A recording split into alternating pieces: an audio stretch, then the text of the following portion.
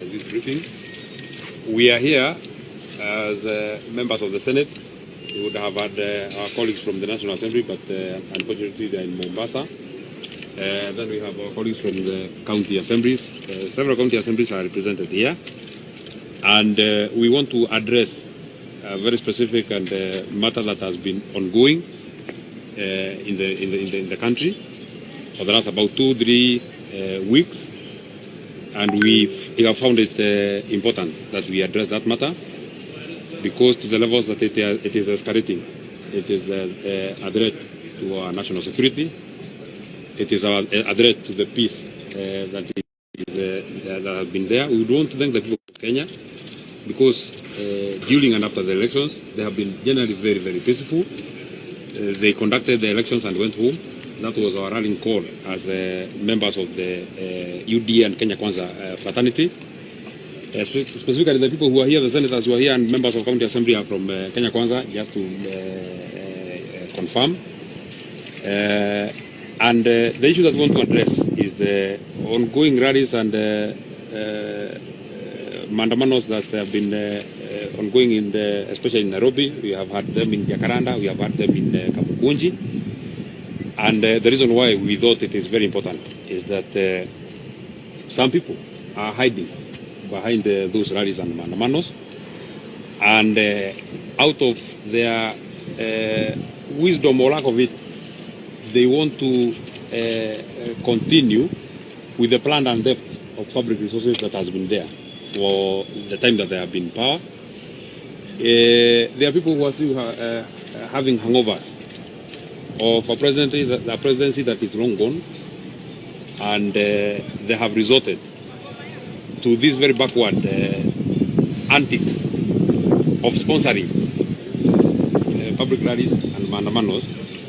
And we would want to be very specific that we have very credible information that the person who is sponsoring the ongoing mandamanos is President Uhuru Kenyatta, the former President of the Republic of Kenya, for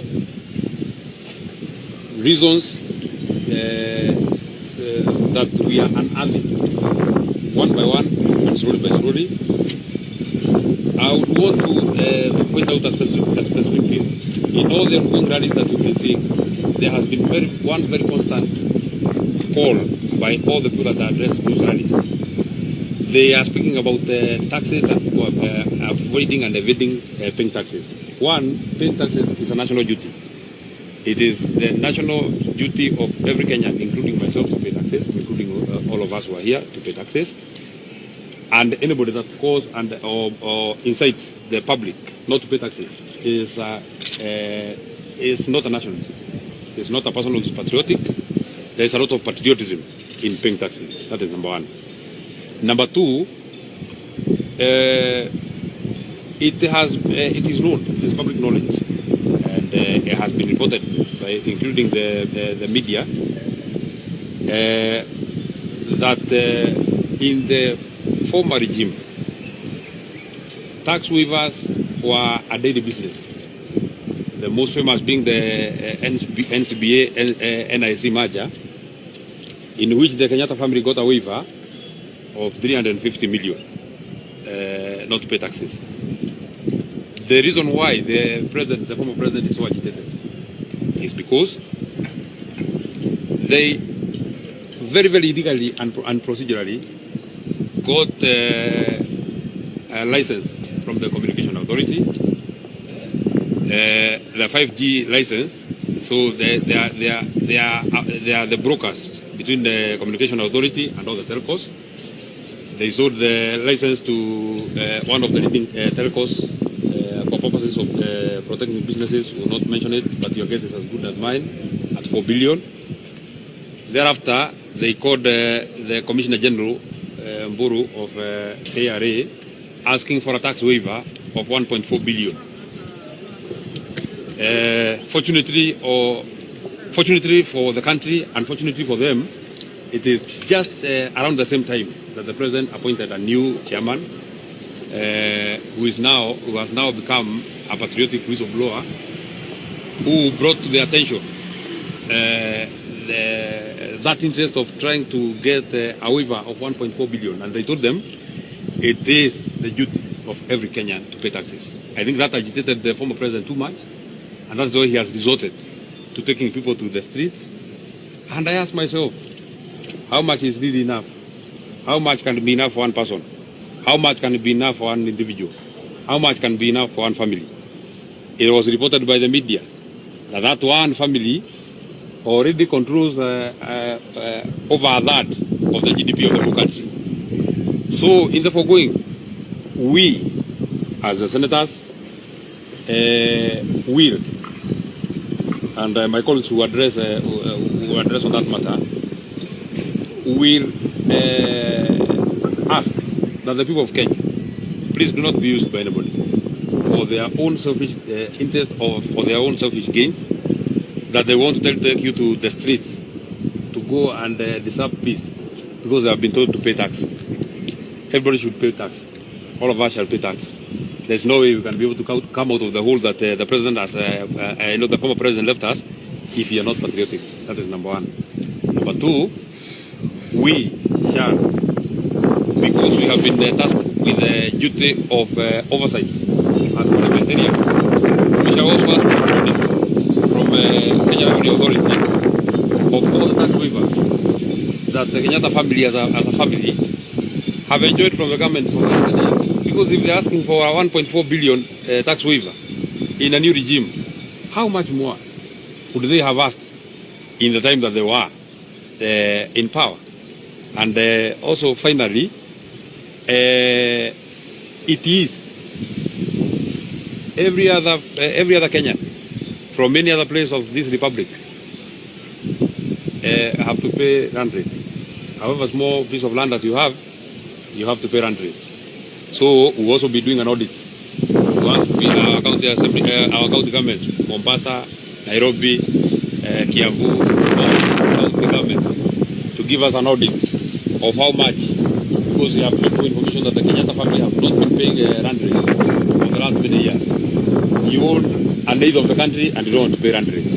A person who owns an eighth of an acre is the one that is to pay land rates. So we also get an audit from our county governments.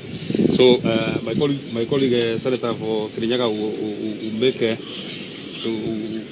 make one comment, and then we will take Senator Matinga, and then we'll take a question.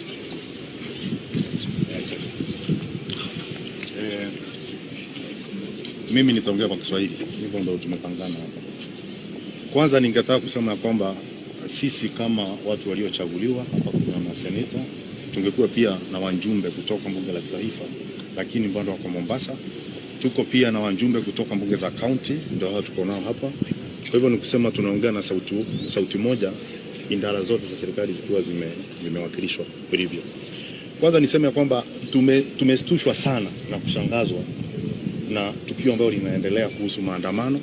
Kumekuwa na maandamano kwa Mkonji na pia Jakaranda, na hii maandamano yote mwenye anatumika ni Mheshimiwa Raila Odinga akitumiwa na rais aliyestaafu Uhuru Kenyatta.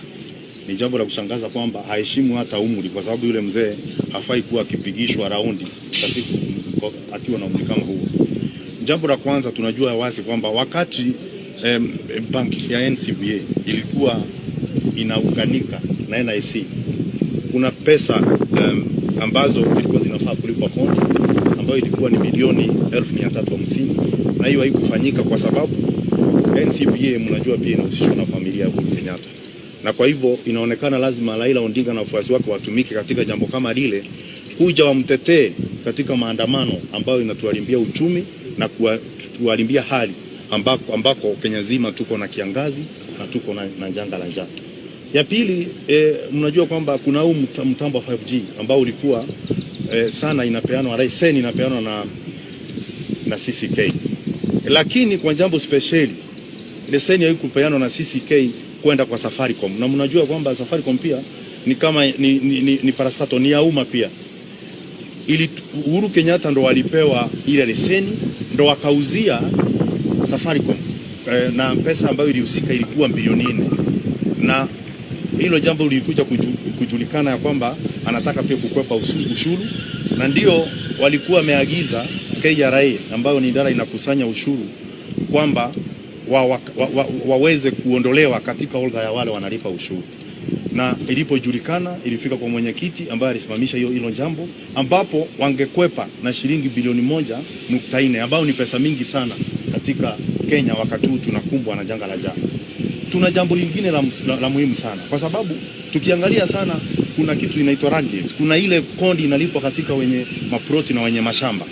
Pia mnajua kwamba Uhuru Kenya na familia yake ni wao ambao wako na ile mashamba kubwa sana katika Kenya, kutoka Mombasa kwenda Nakuru hata Nairobi. Itawezekanaje mkazi mwenye anakaa Kayole alipe pesa la shamba, lakini wale ambao ni matajiri wakubwa wanakataa kulipa kodi ya shamba? Kwa hivyo pia tungeambia kaunti zote zile zinahusika kwamba wakuja wanakili mashamba yote ambao inahusika na wale watu walipi kodi, walete ndio tuweze kuelezea Wakenya kwamba tuonyeshe mahali shinda iko.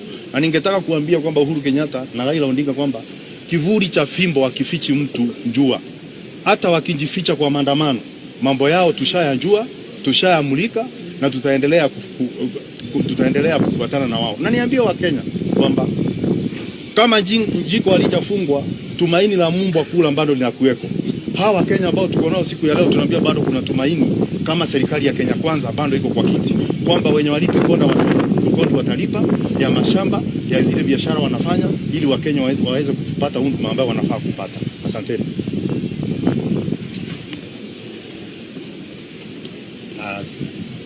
Thank you very much. My name is Engineer Wampasha, Senator Nyeri County and Chairman of Mt.Kenya Senators Caucus.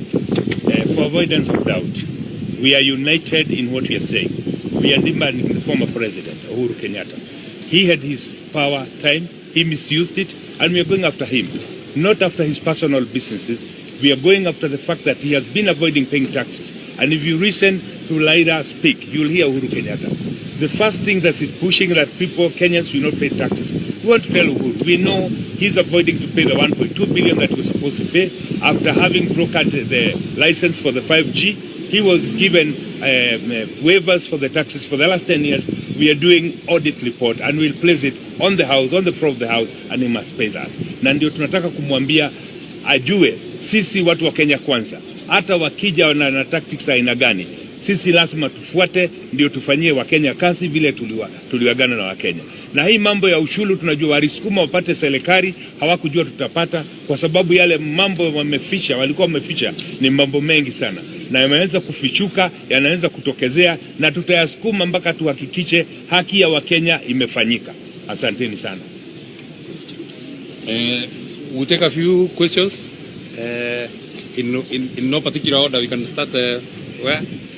And then you tell us where you come from so that we are able to... My name is Martin from KTN News. Two questions. Number one, has the president sanctioned this statement? Has he approved it, that you're going for the last of Kenyatta's?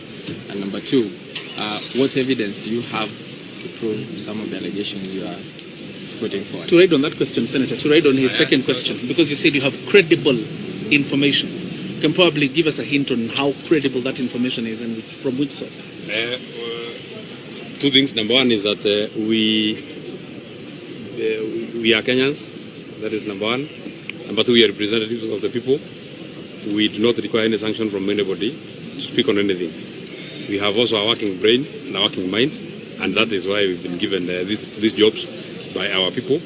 So on whether anybody has sanctioned this statement, we require no sanction.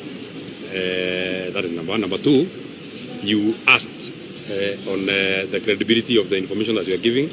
Two things is that number one, we are privileged Kenyans to be serving in Parliament and to also be serving in the side of Parliament that is government.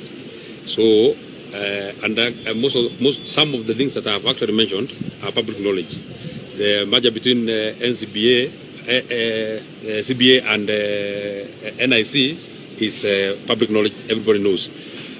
Number two, you have also heard me quote Anthony Maura, chairman of KRA. He is chairman, and I think he's a patriotic man, that he was able to whistleblow that this is the things that the rot that has been happening in KRA. And finally, we may not really necessarily have to jump before the gun. We have said that we are doing an audit. The audit will be public. KRA will come to the Senate. Our sessions are never in camera. You'll be there. All these facts will be right there. For some of us, we are staunch Christians. We only speak what we know and speak what we believe is the truth. Truthful men. We are truthful men. I am supposing the silence is because the statement has been very excessive. Maybe on that, talking about taxes, would it be termed as maybe you are trying to deviate from the conversation of a rigged election as a senator? The topography of our constitution has only one avenue of appeal for the presidential election. That is the Supreme Court. Once the Supreme Court speaks that these were the facts, the only other available option is patience and persistence. You're only patient for another 5 years and wait and try again. So all these other antics are things that are not founded on any basis of truth. If truly our competitors or our opponents were speaking about the IBC, then their talks in their rallies should probably be on IBC, but they speak about IBC a quarter a minute, and then they speak about avoidance of taxes the rest of the minute. So there is more than catches the eye. And again, maybe to add on that, coming 6 months after election, one would beg the question, have they realized